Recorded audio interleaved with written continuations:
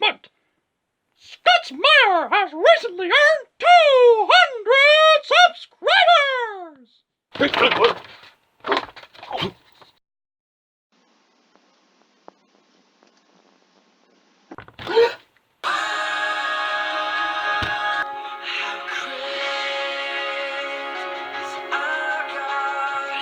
Thank you all so much for 200 subscribers! Yeah, that's better. Let's get started. Hello everybody, ScotsMaiar here, and we have reached the next milestone of 200 subscribers, and to celebrate, we're going to have some more questions and answers asked. So, I asked my friends who followed me on Instagram and Stardust and on YouTube to ask me several questions, and in this video, we are going to answer them right now. So, let's start off with, I was going to do Instagram and Stardust, YouTube, then no, stop it. I've wrote them all down here, so I'm just going to go through them. Okay. Yeah, let's do the Stardust ones first. Cybertronian asks, are you into anime?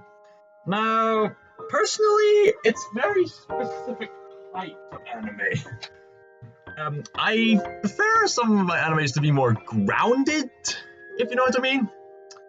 But with that said, stuff like Dragon Ball and,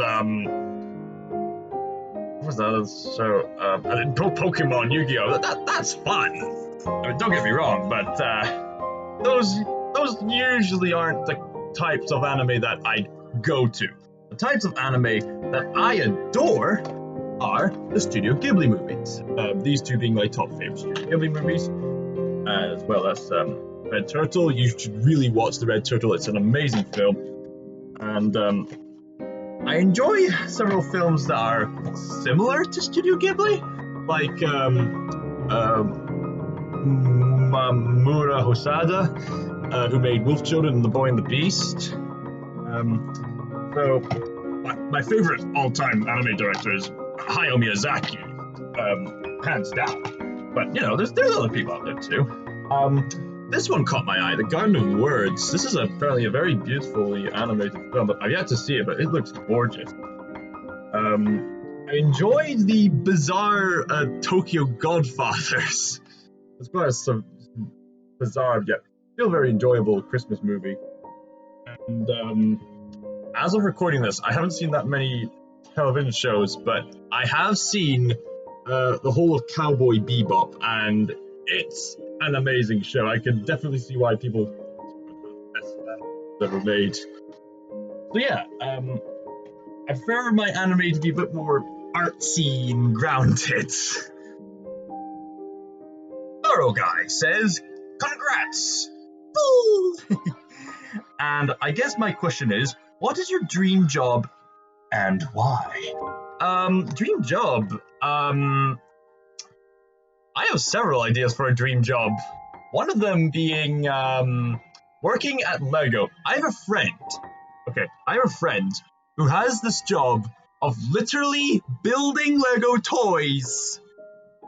Just build Lego toys, and that's what he does for a living. That is my dream job.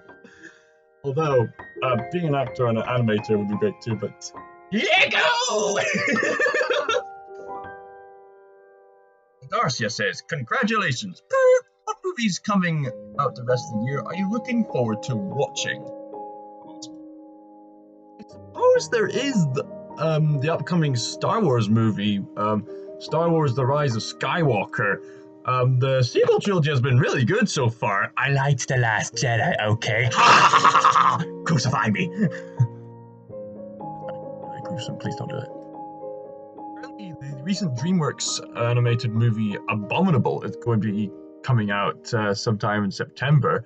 I really enjoyed the trailer, and I'm a big fan of Fleetwood Mac. I like the violin music, the aesthetics, the fact that Yeti has magical powers. I think I'm going to enjoy that movie.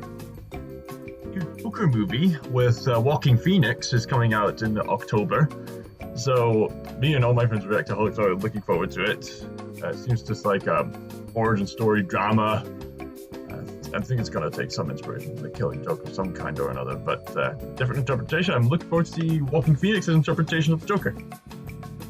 there's an animated Addams Family movie coming out, which should be funny.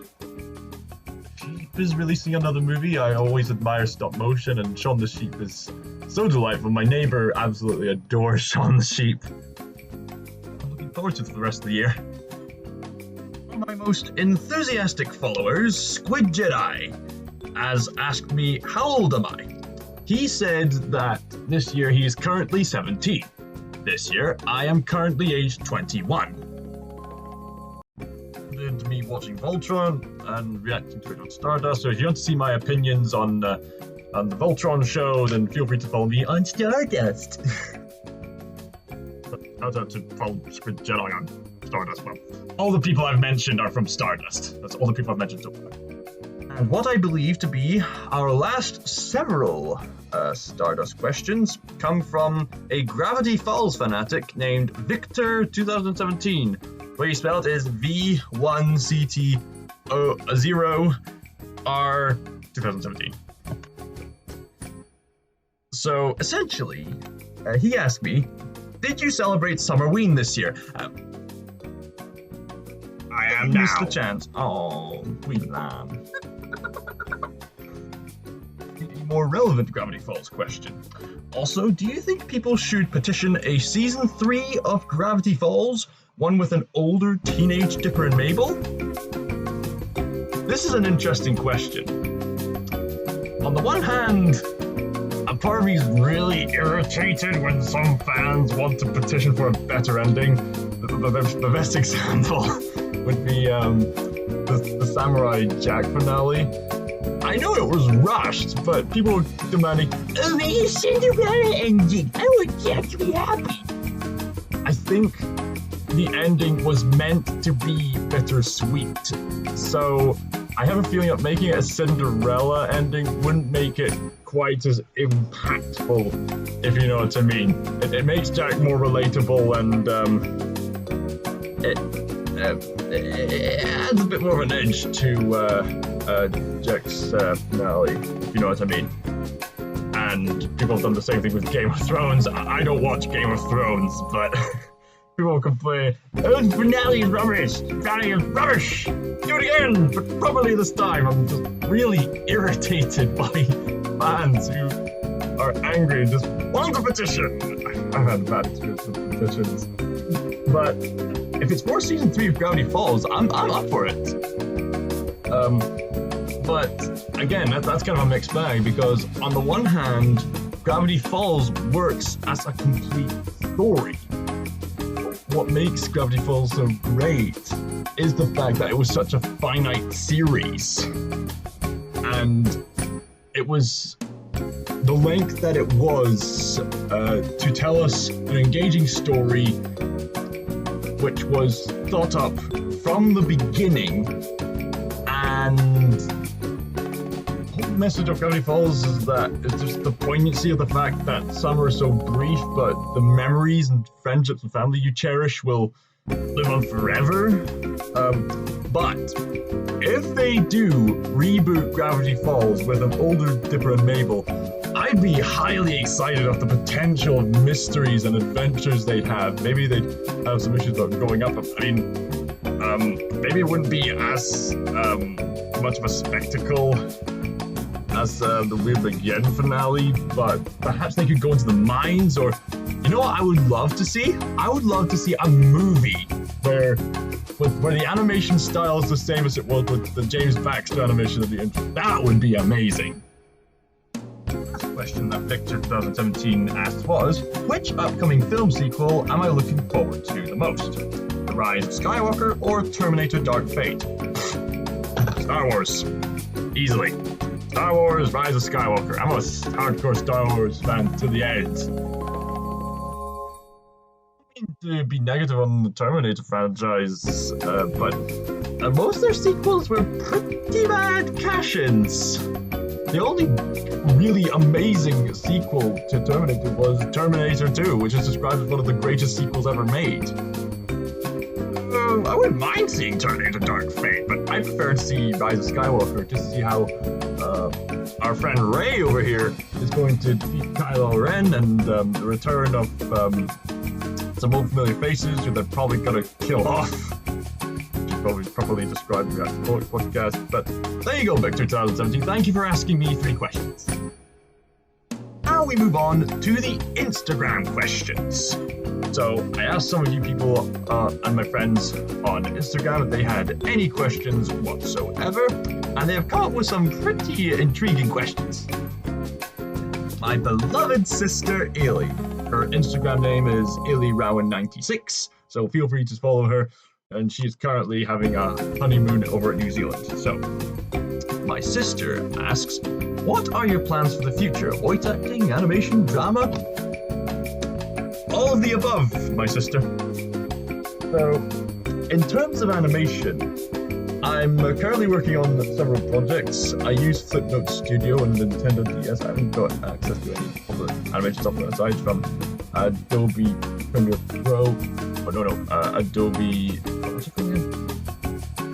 Effects. I've been working with Adobe After Effects for the landscape ones, so I'll get more experience with animation, but in the meantime, I'm working on a Super Smash Brothers animation. This is really cool for the time being. I've completed another Pro ZD animation, which I'll produce soon.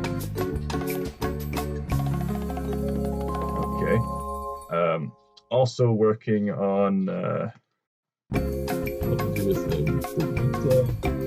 see that properly, and also just sketched some nuns and just some work in progress. It's all just a work in progress. So God willing, I'll be able to get on the animations, and it'll be doing fine. Voice acting.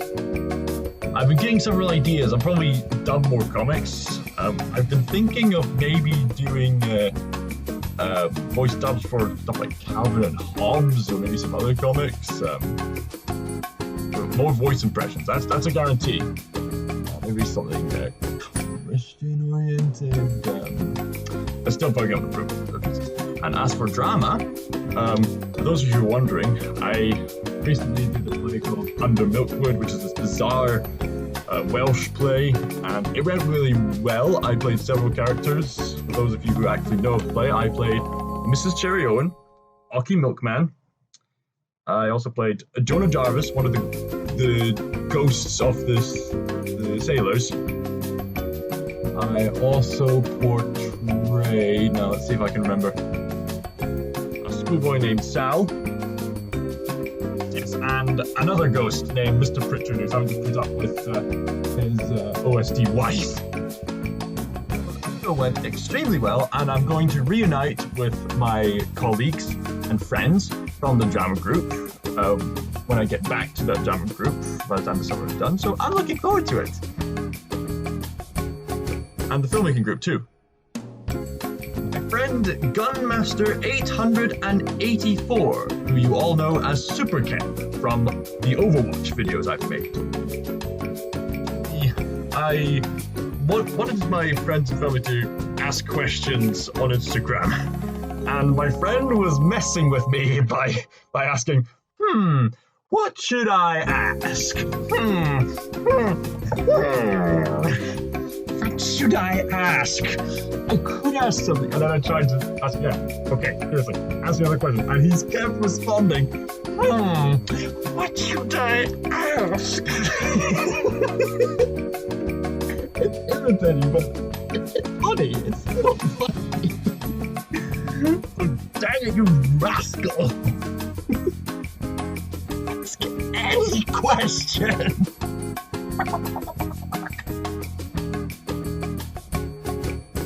My good friend Neil Burris, who most of you will know as Dr. Neilspress from the Dr. Neilspress channel and the host of the Reactaholics podcast, has asked me a particularly interesting question. Take a listen. Give me a moment, just...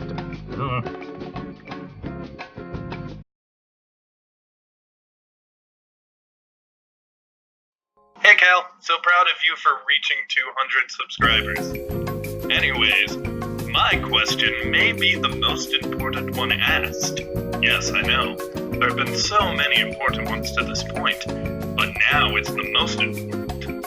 If you got the chance to play a comic book character of any variety, who would you play? And would you want it to be in animation? or would you want it to be live action? Also, a second question, what is Neil Burris's best feature? I think it's his silky, silky voice. Oh, also, I am not Neil Burris asking this question.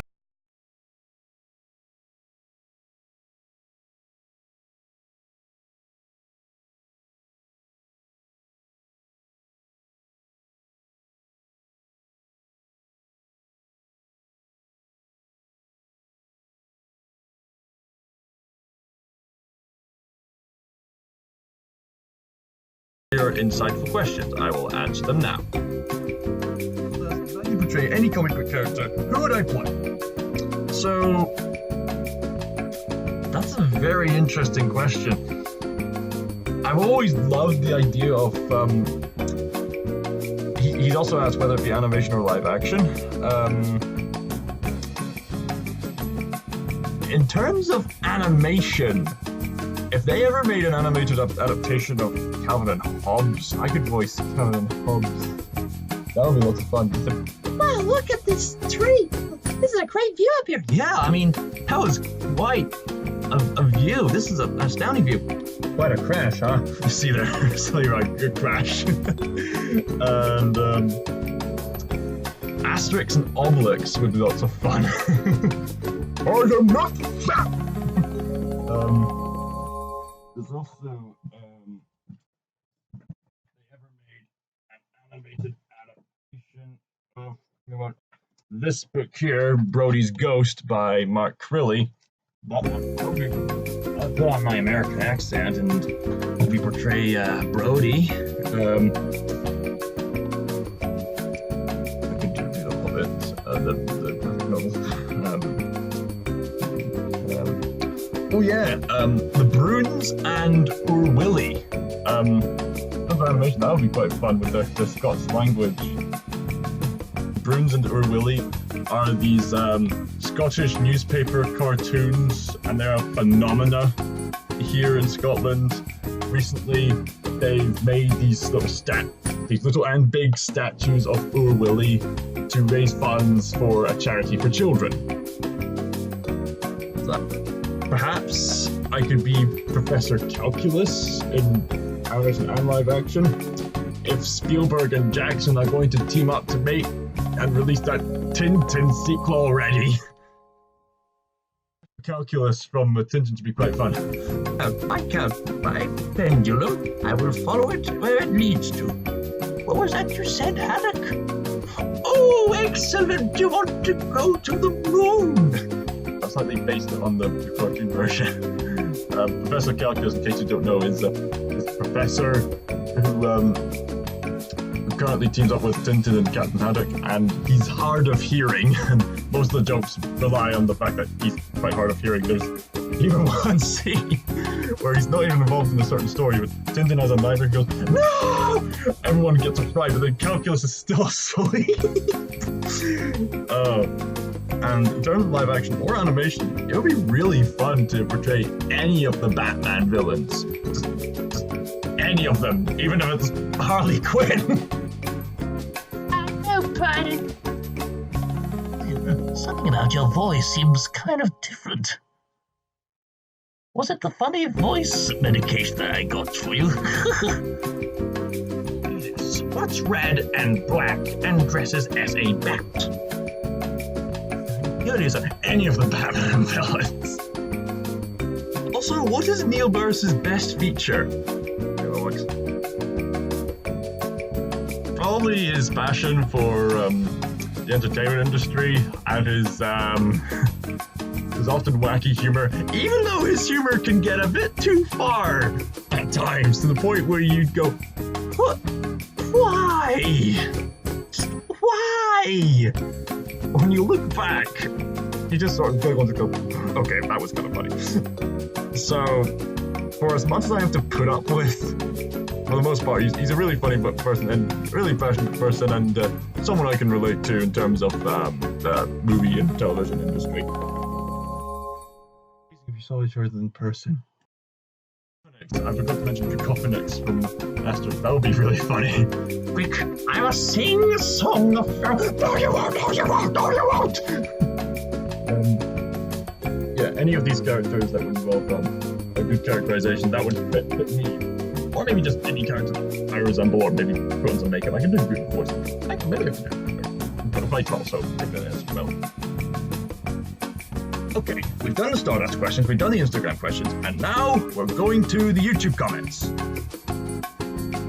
Jace Tretton, who is someone you can find on Stardust, asks me, how much meth did it take for you to make that 200 subscriber video you posted on Stardust? You know, Jace, I asked a very similar question to Neil when we were playing a particularly bizarre Christmas-themed Dungeons & Dragons game that he hosted. Essentially, this is what I meant by his humor going too far. This was his humor at its most intolerably wackiest. It was completely bizarre, even for someone like me. To the point where I had to ask him, Neil, how much weed did you smoke before making this episode? And his response is going to be the same response I'm going to give to this question. How much meth did I take for that 200 subscriber video? None. Surprisingly. Christian McKinnon, my good friend, who has been a colleague of mine throughout the filmmaking sessions, has asked me, are you on speed? Maybe. Don't worry, this is the end of the drug-related questions. Christian has also asked me, when did you first discover you had a gift for doing voice impressions? God has granted us with all kinds of miraculous and amazing gifts, and one of mine happens to be voice acting. Where did I get that from? That's a very interesting question. I suppose it goes all the way back to the fact that I was an entertainment fanatic even at a very young age. Me and my family like to quote the films a lot. I can't remember when I would have started doing voice impressions of certain people, but I guess as far back as I can remember, at least, it was back when I was constantly watching The Simpsons during primary school. The Simpsons was just an amazing show for everybody. Getting back home from primary school, my routine would be have dinner, 6 o'clock, watch The Simpsons on Channel 4. Everything about The Simpsons, inside and out, so I started quoting them during particularly funny scenes. I started getting better and better at it. At a young age, I was learning how to use the throat, all the other essential body parts, and impersonate the characters. We were constantly quoting scenes from the show and from the Simpsons movie. So I guess there could be various sources, but the main source and inspiration of my voice impression was The Simpsons. So you can thank The Simpsons for all these things. Thank The Simpsons. AP Animations asks, how long have you been animating? Now, I mentioned earlier that there's this amazing software called Flipnote Studio.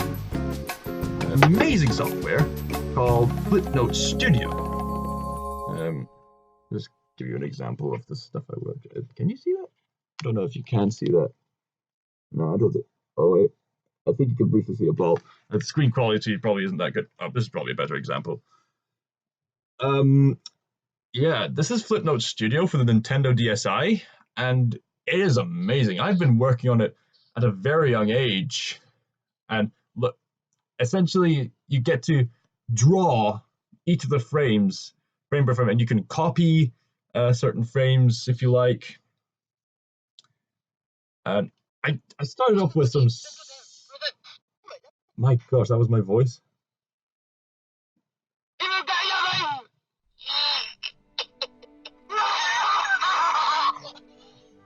That was me at a young age. I know, amazing. What? I can't believe it. In front of my own eyes. So yeah, I made some stupid animations like that. But as I got older, I got better and better at it. Let's see. Yeah. What else have I done? Oh yeah, I've done this one for Mario Kart. Maybe I'll make a video just dedicated to the old Footnotes studio stuff I made. But basically, it was something that I loved fooling around with. Just making some funny animations. And thank you God for Footnotes Studio. It's one of the best things ever made. And so, as I got older, I got better. And I practiced more animation. And it was not until I started my YouTube channel that I started thinking, my goodness, I could make this more advanced. So I started making more advanced animation. Some high quality animation books like the Animator Survival Kit. And learning some things about animation, just teaching myself how to animate. Looking up to masters like Don Bluth and Hayao Miyazaki.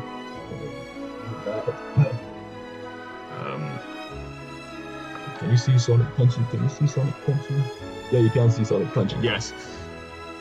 So those are just some of the footnotes I've been working on. And there's some new animation stuff with like Adobe After Effects that I had to learn how to use for colors, which is great, amazing for the landscape. So I've yet to masterfully make colorful, fully animated films with moving characters that are colored in, but I'll learn as I go. But ever since I first got the DSi, which was what, 2011 or something, I just animated for fun. And it wasn't until I started the YouTube channel I started animating a bit more professionally. So thank God for Footnote Studio, it's the best thing ever. Arcare Warrior. Arcare Warrior. Arcare Warrior. Is that how you pronounce it? Has asked me, have you ever considered doing LARP? Now, at first, I had no idea what LARP is at all, but apparently it's an acronym for live action role-playing? So essentially it's some kind of a role-playing game where you get into a costume. Yeah, that would be lots of fun. Basically a D&D game where you get into a costume. That would be lots of fun. I mean, I already do get into plenty of costumes during the Comic-Con events anyway, so yeah, that sounds like a lot of fun. Let's get into immerse into a fantasy. Yeah, that sounds like a lot of fun. Let's get into immerse into a fantasy world and just pull off a Gravity Falls and fireball, fireball, fireball. Dr. Neiltopus has recently done another live stream of Minecraft, and he said he was going to round up some questions during the live stream, and I pestered him into asking some questions, and the questions that I got out of that were a question of who am I from Skylore, who had no idea who I am, and from me himself. If you can come up with your own question, what would it be? Okay, so first of all, who am I? I am ScotsMaiar. I am from Scotland. I am about 6'5". I wear shorts, waistcoat, this Christian cross. I have got a chicken in my head. I am an art student and I want to get into the creative industries. And I'm quite an entertaining, funny person. And appear to be all the questions that I have had to answer. Thank you so much for asking your questions, and thank you once again for 200 subscribers. You mean the... Not so fast, Callum McRitchie. You have one more question to answer. Wait, I recognize that voice.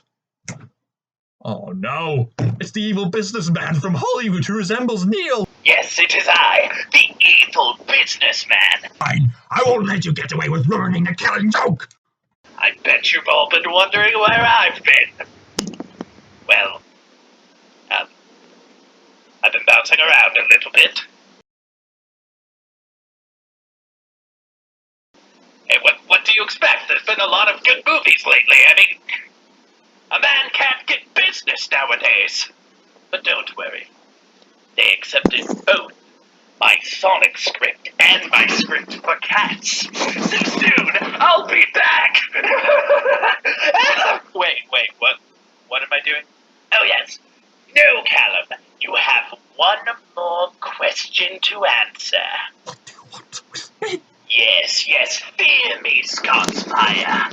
Even with 200 subscribers, you are no match for the evil businessman. Now, the final question. We know what your favorite movie is. You love Lord of the Rings. However, what we don't know is your least favorite, and I want to know now, Callum. No. If I don't get an answer, No. I'll kill your friend Neil. I don't know what it is. I refuse. Why would I listen to you? Oh, gee, yikes. Frankly, I don't even know where you hang out with. Didn't he kill like all of you at one point? And didn't he hate Captain Marvel? I mean, even I liked Captain Marvel. And I'm evil. But anyways, if you want him to live, you will answer the question. Scene would probably be the exact opposite of the best film I've ever seen. My favorite film is Lord of the Rings. So what's the opposite of Lord of the Rings? Lord of the Rings is epic. This film isn't. This film is beautiful. This film should be disgusting.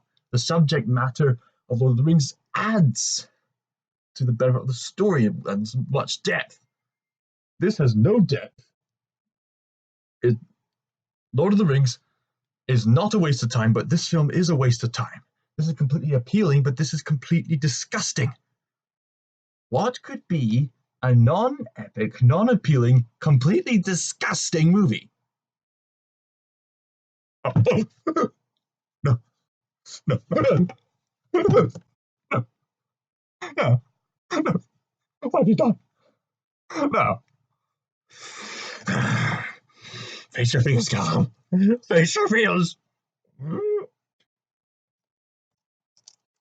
This is for the good of your friend. No holding back.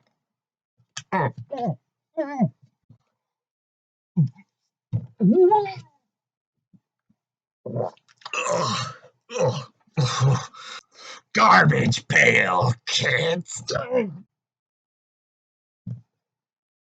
The very fabric of this movie makes me cringe. No wonder it's nostalgia critics' most hated movie. You want me to explain why? Okay, for those of you who don't know, this is essentially a parody of Cabbage Patch Kids. Apparently, this was meant to have some gross, disgusting humor. The main problem with this movie is that it's far too disgusting. Oh, the puppets are ugly. I mean, I know the ugly, disgusting humor was on purpose, but even then, it's disgusting. Just no. Not to mention, it's a complete waste of time. There's hardly a progressing plot. They keep making these disgusting jokes which don't work. The puppets are completely unappealing. And the person we're meant to root for is this creepy 10-year-old pervert making out with an older lady. But apparently I've been told that that boy's the same age as that girl he was trying to make out with. Puberty is a funny thing, but even then, that's kind of creepy. Whatever you do, whatever your career is, do not watch Garbage Pail Kids. It's disgusting and it's a waste of time. Are you happy now, evil businessman? I've satisfied your lust for terrible movies?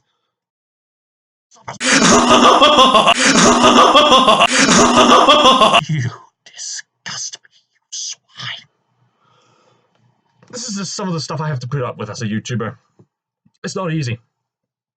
You got lots of positive feedback, but then you just get jerks like him. Admittedly, I don't know how to make them worse. Unless we made it a versus movie. When I reach 300 subscribers, I'll get to ask more questions, so better get creative. And thank you from the deepest part of my heart for 200 subscribers. I know that doesn't seem like a big number in terms of YouTube standards. Even some smaller YouTubers have like at least 1,000 subscribers, so This is a major milestone for me, and the fact that you cared, the fact that you kept coming back to see my content, it means the world to me. Thank you that you helped me get up this ladder, and I've nothing else to say, but thank you so much. And if you're new to the channel, feel free to subscribe and catch up with me via Instagram and the Stardust app, where I can review movies and television shows. Quality entertaining products? Yeah, my channel. So, thank you once again for joining me. ScotsMaiar, signing out.